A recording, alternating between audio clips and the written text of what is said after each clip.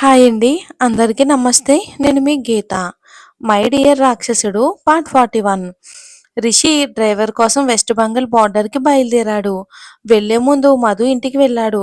అతన్ని చూసింది. మధు పరుగున వచ్చి అతన్ని హత్తుకుంది. "తొందరగా వచ్చేయ్" అని అంది బాధగా. "హ్మ్" అని మాత్రమే అనగలిగాడు రిషి. ఎందుకంటే అతనికి కూడా మధుకి దూరంగా వెళ్ళాలి అంటే అంతే బాధగా ఉంది. అయినా తప్పదు. వాళ్ళు జీవితాంతం కలిసి ఉండాలి అంటే ఇప్పుడు ఈ కొంచెం ఎడబాటు అనుకుని ఆమెను వదిలేసి వెనక్కి తిరిగి చూడకుండా కారెక్కి వెళ్ళిపోయాడు రిషి. ఆమె వెళ్తున్న అతని కారు వంక అలానే చూస్తూ ఉంది బాధగా మధు. ఇక మధు టెన్షన్‌గా హాస్పిటల్‌లో కూర్చుని ఉంది. ఆమె నెంబర్ రాగానే లోపలికి వెళ్లి డాక్టర్ ముందు కూర్చుంది. "చెప్పండి" అని అంది ఆ డాక్టర్ మధు వైపు చూసి. ఆమెకున్న అనుమానం చెప్పింది. ఆ డాక్టర్ ఆమెను కింద నుంచి పై వరకు చూసి "పెళ్లయిందా" అని అడిగింది. వెంటనే ఏమి సమాధానం చెప్పాలో ఆమెకు అర్థం కాలేదు.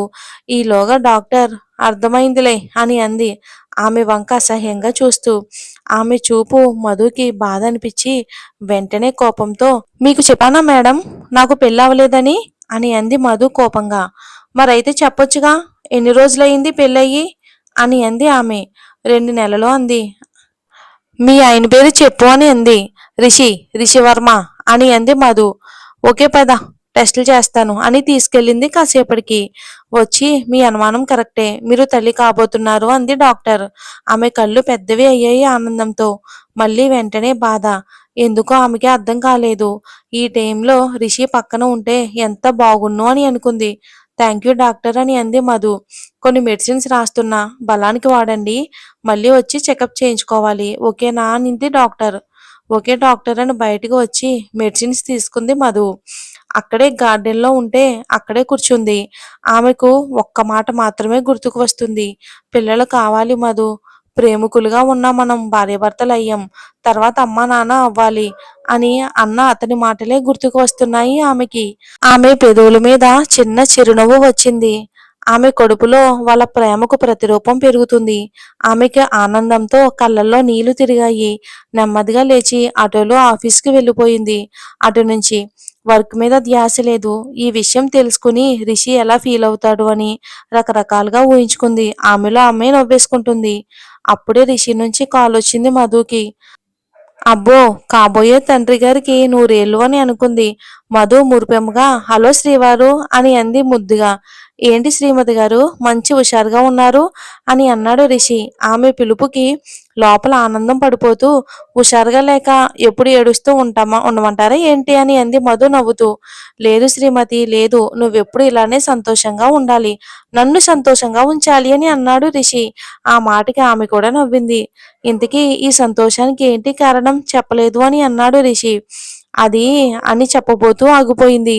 ఇలా ఫోన్‌లో చెప్పే కంటే వాళ్ళ ప్రాబ్లమ్ సాల్వ్ అయ్యాక అతనికి అప్పుడు చెప్పాలి అనుకుంది. ఎందుకంటే అతను పని మీద అక్కడ ఉండాల్సి వచ్చిందని ఆమెకు తెలుసు కాబట్టి. ఏముంటుంది మనం ఇంక మీదట కలిసే ఉంటాం కదా! ఈ గొడవలన్నీ తొలగిపోయి సంతోషంగా ఉంటాం కదా! అందుకే ఈ సంతోషం అని అంది మధు. "కొంచెం దాచుకో నేను వచ్చాక ఇద్దరం కలిసి పంచుకుందాం" అని అన్నాడు రిషి. "ఏంటి" అని అంది మధు అర్థం కాక. రిషి కొంటెగా అన్నాడు. "పో కన్నా నువ్వెప్పుడూ ఇంతే" అని సిగ్గుపడుతూ కసురుకుంది మధు. ఆహాహా అంటూ అతని నవ్వు వినిపించింది మధుకి. అతని నవ్వు వింటూ అలా ఉండిపోయింది మధు. "ఇంతకీ నేను వెళ్ళిన పని ఏమైంది అని అడగవా" అని అన్నాడు రిషి. "ఆ చెప్పే ఏమైంది? వాళ్ళు ఉండే అడ్రస్ దొరికిందా? కానీ ప్రస్తుతం వాళ్ళు ఊరు వెళ్లారని తెలిసింది. వాళ్ళని తీసుకుని నేను కూడా 2 రోజుల్లో వచ్చేస్తాను" అని అన్నాడు. ఇంకా కొన్ని మాటలు చెప్పుకున్నారు. ఇద్దరూ ఒకరి దగ్గర ఒకరు ఇంకా సెలవు తీసుకున్నారు. ఫోన్ పెట్టేశాక మధు అనుకుంది. అతనికి చెప్పినా బాగున్ను అని. మళ్ళీ ఆమె వద్దులే అతను ఎదురుగా ఉన్నప్పుడు చెప్తేనే అతని కళ్ళల్లో ఆనందం చూడొచ్చు అని అనుకుంది మధు. లత ఇంకా అజయ్ హనీమూన్ నుండి వచ్చేశారు. ఆ రోజు మధు, లత ఇద్దరూ బోలెడన్ని కబుర్లు చెప్పుకున్నారు. మధు లతతో "మేమిద్దరం కలిసిపోయామని చెప్పింది. ఈ విషయం మాకెప్పుడో తెలుసు" అని అన్నారు వాళ్ళు. "అవునా" అని అంది ఆమె ఆశ్చర్యపడి. మేము ఇంకో విషయం కూడా మీతో చెప్పాలి. మేమిద్దరం యూఎస్ఏకి షిఫ్ట్ అవుదాం అనుకుంటున్నాం" అని అన్నాడు అజయ్ మధుతో. ఆమె షాకయ్యి "అదేంటి సడన్‌గా? ఈ నిర్ణయం అని అంది మధు. మేము ఎప్పటినుంచో అనుకుంటున్నాం. రిషితో కూడా డిస్కస్ చేశాం. వాడు ఓకే అన్నాడు. ఇంకో 2 రోజుల్లో వెళ్ళిపోతున్నాం. లత వాళ్ళ నాన్నగారు బిజినెస్ చూసుకోవాలి అని పెళ్లికి ముందే చెప్పారు కదా! వాడు వచ్చాక మీరిద్దరూ కలిసి అక్కడికి రండి. చాలా రోజుల తర్వాత కలిశారు కదా! మీకు కొన్ని రోజులు ఎంజాయ్ చేసినట్టు ఉంటుంది అని అన్నాడు అజయ్. అదేంటి 2 రోజుల్లోనే వెళ్ళిపోతున్నారా? అని అంది మధు దిగులుగా. లత కూడా ఆమెను హగ్ చేసుకుని, నాకు నిన్ను వదిలి వెళ్ళాలని లేదు మధు. కానీ నాన్నకి అసలు హెల్త్ బాగోవడం లేదు. అందుకే తప్పక వెళ్తున్నాం. బిజినెస్ అన్నీ చూసుకోవాలి. ఆయనకి మేము తప్ప ఇంకెవరున్నారు? అందుకే వచ్చేయమన్నారు అని అంది లత బాధగా. ఎందుకే అంత బాధ? అమెరికాయేగా నువ్వు వెళ్ళేది. నేను గుర్తు వచ్చిన ప్రతిసారి వీడియో కాల్ చేయి. మనం మాట్లాడుకోవచ్చు.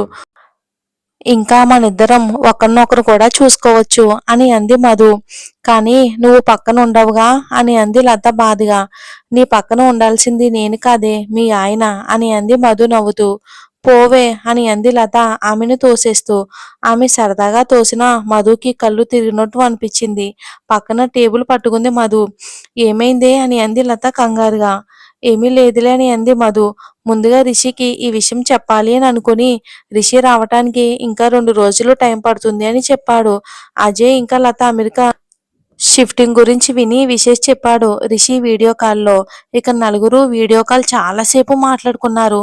లాస్ట్లో ఆ కాలు రిషి ఇంకా మధుకి ఇచ్చేసి లత ఇంకా అజయ్ ఇద్దరూ తప్పుకున్నారు. రిషి మధు ఒకరి కళ్ళలోకి ఒకరు చూసుకున్నారు.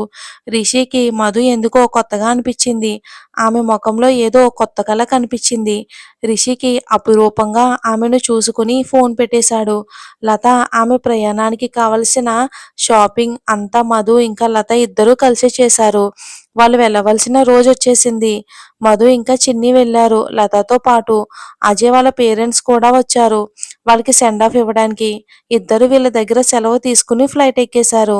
అందరూ భారమైన హృదయంతో వాళ్ళకి సెండ్ ఆఫ్ ఇచ్చారు. మధు చిన్ని తిరిగి వచ్చేశారు. తన ప్రియమైన స్నేహితురాలు 7 సముద్రాలు దాటి వెళ్ళిపోయింది. ఆమెకు ఒంటరిగా అయిపోయాను అనిపించింది మధుకి. ఏదో వెలితిగా అనిపించింది. చిన్నిని స్కూల్లో డ్రాప్ చేసి ఆమె ఆఫీస్కి వెళ్ళింది. అక్కడ కూడా ఏమీ పని చెయ్యాలి అనిపించలేదు. రిషికి ఫోన్ చేసింది. ఫోన్ నాట్ రీచబుల్ అని వస్తుంది. అదేంటి? ఇప్పుడే అజయ్ ఇంకా లత వెళ్ళేటప్పుడు మాట్లాడ్డాడు కదా అని అనుకుని మళ్ళీ ట్రై చేసింది. మళ్ళీ నాట్ రీచబుల్ అని వచ్చింది. ఎన్నిసార్లు చేసినా అదే ఆన్సర్. అసలు రిషికి ఏమైంది? రిషి ఫోన్ నాట్ రీచబుల్ అని వస్తుంది. మధు పదే పదే చేస్తున్నా అదే సమాధానం. ఛార్జింగ్ లేదేమో తనే చేస్తాడులే అని ఆమెకామె సమాధానపరుచుకుంది. మరి ఏమై ఉంటుంది? ఇంక మధు డాక్టర్ ఇచ్చిన మెడిసిన్ మర్చిపోకుండా వేసుకుంటుంది. అప్పుడు కొంచెం వాంతులు కూడా తగ్గాయి. పుట్టబోయే పాపాయిని తలుచుకుంటూ, రిషితో ఇంకా ఆమె బిడ్డతో రాబోయే జీవితాన్ని తలుచుకుంటూ మనసు సంతోషంతో నిండిపోయింది మధుకి. రిషి నుంచి సమాధానం వచ్చి వారం రోజులవుతుంది. సుచిత్ర కూడా చూస్తుంది ఆఫీస్ పనులన్నీ. మధు ఆమెను అడుగుదామని అనుకుంది. మళ్ళీ ఆమెకి అనుమానం వస్తే అని ఆగిపోయింది. కానీ రిషి జాడ కోసం, అతని జవాబు కోసం, అతని రాక కోసం ఆమె ఆత్రంగా ఎదురుచూస్తుంది. ఎక్కడున్నావు కన్నా? ఎన్ని రోజులయ్యింది? ఈలోగా సుచిత్ర నుంచి ఆమెకు పిలుపు వచ్చింది. ఇదే మంచి సమయం అని ఒక ఫైల్ పట్టుకుని ఆమె దగ్గరికి వెళ్ళింది. మేడం పిలిచారంట. ఆ ప్రాజెక్ట్ ఫైల్లో కరెక్షన్స్ ఉన్నాయి చూడు అని అంది. ఓకే మేడం అని అంది నెమ్మదిగా. అని అంది సుచిత్ర విసుగ్గా. అది ఈ ఫైల్లో రిషి సార్ సైన్ కావాలి అని అంది మధు. తను పని మీద ఢిల్లీ వెళ్ళాడు. వచ్చేస్తాడు. అప్పుడు పెడతాడులే సైన్ అని అంది ఆమె. అది కాదు మేడం, ఇది అర్జెంట్ ఈ క్లయింట్కి పంపాలి కదా. ఈలోగా వచ్చేస్తాను అని అన్నారు సార్ అని అంది మధు ఆమె ముఖంలోకి చూస్తూ. బిజీగా ఉన్నాడేమో. నా ఫోన్కి అసలు కాంటాక్ట్లోనే లేడు. చేస్తే విసుక్కుంటాడు అని మనసులో అనుకుంది. వస్తాడులే. ఏమీ రిసీసాన్ని చూడకుండా ఉండలేకపోతున్నావా ఏంటి అని అంది వెటకారంగా. ఆమె వెటకారంగా అన్నా అదే నిజం. కాదు మేడం సైన్ కోసం అని అంది మధు. వచ్చాక చూసుకోవచ్చులే, లేకపోతే నేనే పెడతాను. ఇలా ఇవ్వు అని ఆమె చేతిలో ఫైల్ లాక్కుని సైన్ చేసింది సుచిత్ర. మధు దిగులుగా బయటికి వచ్చింది. నా కన్నని రానివ్వు, అప్పుడుంటుంది నీకు. నీ స్థానంలోనే కూర్చోబెడతా. ఊరికే వెంటపడడం కాదు. మనిషి ఏమయ్యాడు? అని లేదు దీనికని తిట్టుకుంది మధు మనసులో. సుచిత్రకి కూడా అనుమానంగా ఉంది. Rishi phone out of coverage అని వస్తుంది. అమ్మ కూడా కొన్ని రోజులుగా అంటుంది ఏమయ్యాడు అని. ఒకరికి కాల్ చేసి రిషి నెంబర్ ఇచ్చి అతను లాస్ట్ ఫోన్ సిగ్నల్ ఎక్కడ కట్ అయిందని అడిగింది. అతను కొంచెం సేపు సెర్చ్ చేసి వెస్ట్ బెంగాల్ స్టేట్ అని చెప్పాడు. వాట్ అని అంది ఆమె ఆశ్చర్యంగా. అవును మేడం అక్కడే లాస్ట్ సిగ్నల్ కట్ అయ్యిందని అన్నాడు అవతల వ్యక్తి. అని ఫోన్ కట్ చేసి ఢిల్లీ వెళ్తానన్నాడు. వెస్ట్ బెంగాల్లో ఏం పని? ఏదో తేడాగా ఉంది అని అనుకుంది సుచిత్ర మనసులో. ఆమెకి ఆ డ్రైవర్ వెస్ట్ బెంగాల్లో ఉన్నాడని తెలీదు. ఒక తన తండ్రికి తప్ప. ఈలోగా రిషి అతన్ని కిడ్నాప్ చేశాడు. రిషి జాడ తెలియక నెల రోజులైపోతుంది. మధుకి 3 నెలలు కూడా వచ్చేసింది. ఆమె ఆలోచిస్తూ ఎవరెవరికి ఫోన్ చేస్తూనే ఉంది. కానీ కాసేపటికి ఆఫీస్ అంతా తెలిసిపోయింది. రిషి సార్ మిస్సింగ్ అని. ఒక్కొక్కరు ఒకలా మాట్లాడుకుంటున్నారు. అదంతా వింటున్న మధుకి మాత్రం చాలా టెన్షన్గా భయంగా ఉంది. మరి రిషి ఏమై ఉంటాడు? అసలేం జరుగుంటుంది? ఒకవేళ మీరు గెస్ చేస్తే కామెంట్ చేయండి. Thanks for watching.